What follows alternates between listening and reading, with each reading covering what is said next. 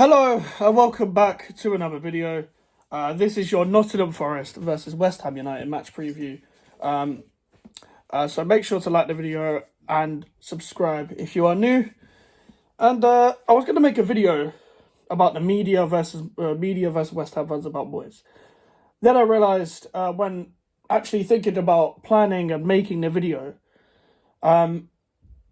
it just became the same points. It became me talking about the same thing. Now we'll briefly talk about it in this video because it's a preview, and we'll probably talk about other stuff in this video as well. But yeah, Nottingham Forest away. We all know what happened last year. For the context of last year's fixture, it was Nottingham Forest's first game back in the Premier League for God knows how long.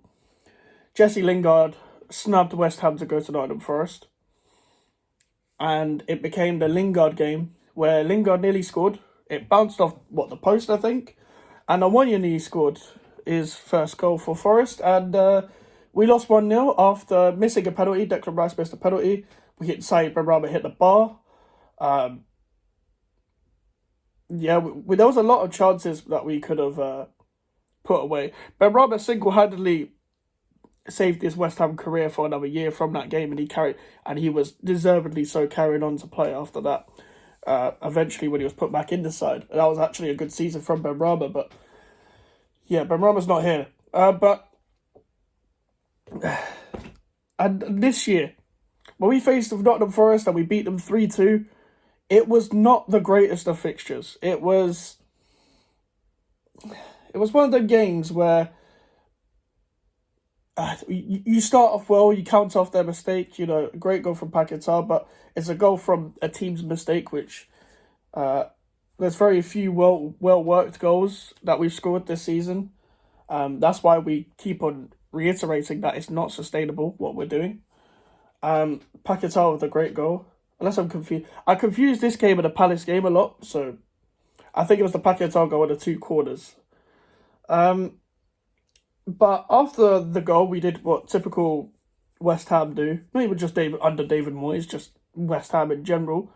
Where what we do is we go 1-0 up and we don't,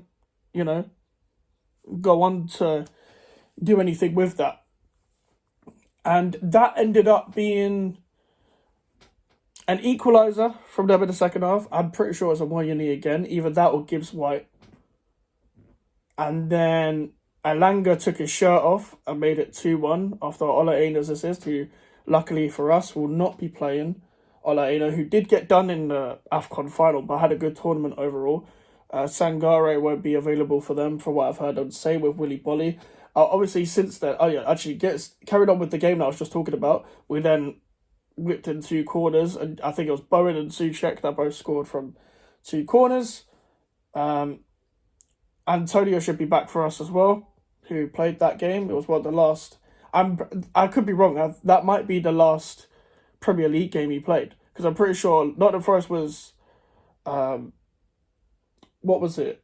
It was the game before international break. Then Kudus, Bowen and Antonio were all rumoured to be injured. But then Kudus and Bowen came back, and then we just about beat Burnley. And Antonio wasn't there. So that was Antonio's last game. He came on as a sub. And he'll be returning to his former club. He will be returning to the City Ground once again. Apparently, he was quite liked there as well. He played quite well there in the Championship. I'm pretty sure he played left wing. He always speaks highly about what it was like to play at the City Ground. He always speaks highly of most of his former clubs, to be fair. So hopefully we have him back, because we need all the attackers we have. The transfer window's not here. We've sold 2 attackers, and we've got Cornet, Antonio, Ings, Kudus, and Bowen as the attackers. Paquetá won't be available again, obviously. He's just come back on the grass. He had an outside chance of making Bournemouth, and now he's just on the grass against Forest. So this doesn't really make any sense. Maybe the 2 months thing, we're coming to the end of that hopefully soon. But there's obviously been some stuff as well about Moyes, and now we're seeing reports that they're hesitant to give him a new contract. Obviously, there's rumours of Steiner going to Liverpool after Xabi Alonso could be it's probably going to Liverpool. Xabi Alonso is probably going to be the guy that replaces Jurgen Klopp.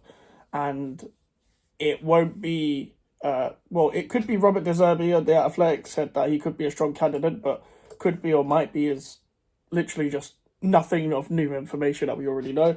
And that could all come back to Tim Steidten going to Liverpool. I saw a quote that Tim Steidten said, but I don't know whether it was all real, so I'm not going to even talk about that. But what I will say is that this game, I don't see a win. I watched Forest Newcastle the same time I watched Leverkusen. Bayern Munich had both the games on, because when Real Madrid went 2-0 up against Girona, I turned that off and put the Forest game on. And under Steve Cooper, as much as I think Steve Cooper is an okay manager, he's a good Premier League manager, the guy wasn't playing enough attackers. So it was a bit similar to David Moyes, where he was pretty much playing like 4 central midfielders at times, 3 central midfielders at times, and the only 2 attackers at times would be Gibbs White and Elanga.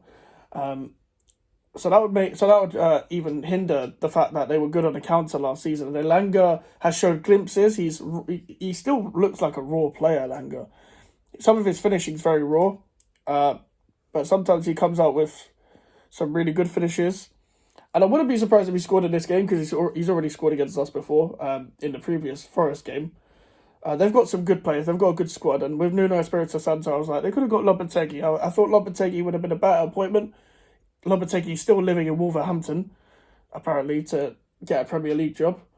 And when a man chooses to live in Wolverhampton, or chooses to live in England in general, they want a job, because he's Spanish. He could just go back to Spain, what seems to look like a better country. But going into this game, it's going to be tough. I don't think anything's going to change. I don't really have any hope for this game. But at the same time, I might not even be watching this game. I might be working.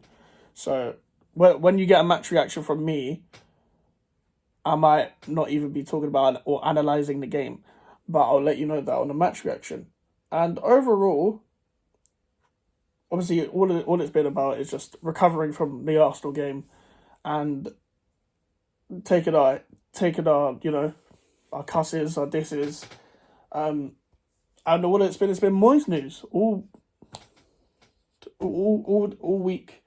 So after we beat Arsenal, there was Jack Rosser, who now has sold his soul for the Sun, and all these other journalists coming out saying Moyes 2-year contract, and ex-West Ham employee even said that it was way more exaggerated than it was. It was expected to be offered during, towards the end of the season.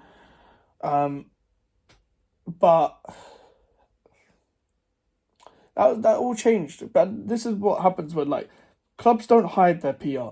David Sullivan doesn't hide his PR. He's terrible with PR. Yeah, he manages to make things worse by putting out PR. And the reason why I say that is, so after a big win at Arsenal, you try and go for the whole, give Moyes a new contract. And the media are going to be very angry if Moyes goes, because he can do no wrong. Of course he can't. Do no wrong. Because Alan Shearer said that West Ham can't go any further than where they are. Okay, but Newcastle can. They finished 4th. Aston Villa are in the top 4 right now. They'll probably slip off. But Aston Villa are in the top 4 right now. So we should wish for anything more, because Alan Shearer said that West Ham can't get higher than where they are. Gary Lineker decided to instantly defend David Moyes after getting battered 6-0. I think instead of, defending a manager when they get battered 6-0, how about criticise the managers for what they do wrong? But pundits don't do that. I don't know why managers get no stick. Managers literally get nothing. They get no stick whatsoever. Unless it's Roy Keane that might criticise a manager and still says, I always give managers time. You don't hear any pundit talk about managers unless it's maybe a Craig Burley from ESPN. Obviously, Andy Townsend had a debate with Dan Lawless from West Ham Fan TV, said the same bullshit. Simon Jordan said the same bullshit. But this is TalkSport for you. Obviously, Rio Ferdinand said the same BS and with Sheffield in the Sheffield United game. What do West Ham fans want? Darren Bent criticising West Ham fans. What do West Ham fans want? We could go through so many pundits that have criticised West Ham fans. And we could even go through former West Ham players that have done it as well. And the more it becomes like that, I might make a video on it. But nothing's going to change in this game. We've got Nottingham Forest and Brentford coming up. Brentford at home, Nottingham Forest away. Nottingham Forest we didn't beat last season. We battered them in a 4-0. And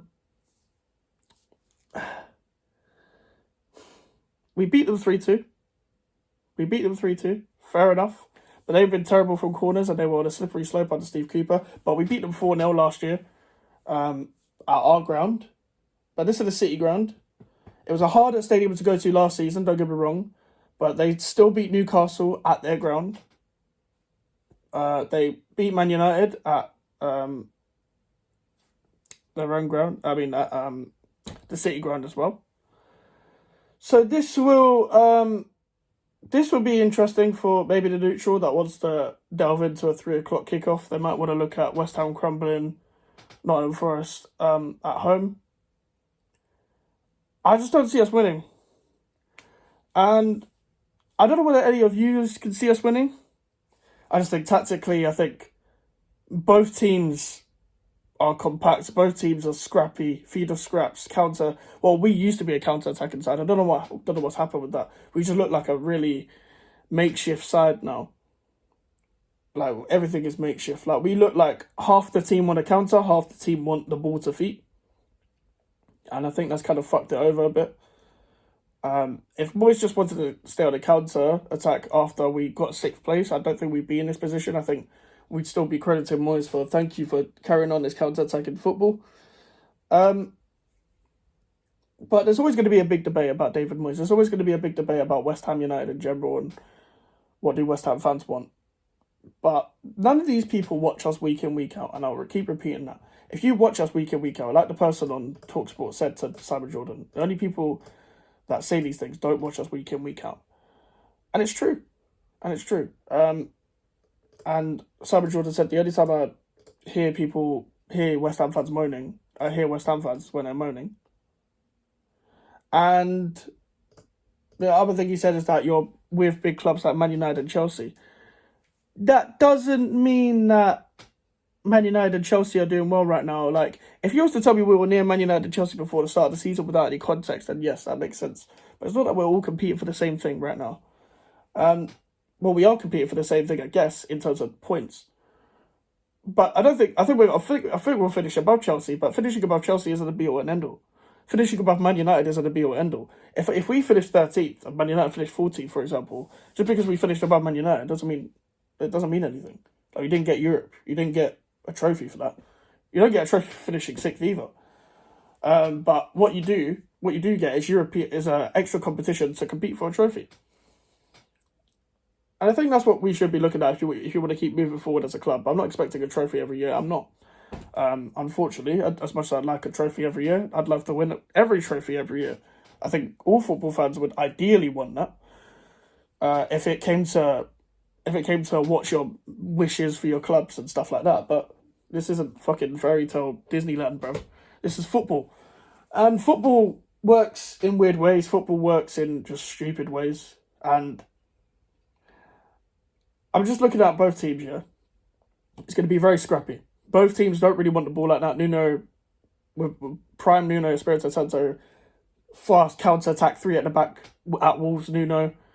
Forest will stay up. I think they'll be fine.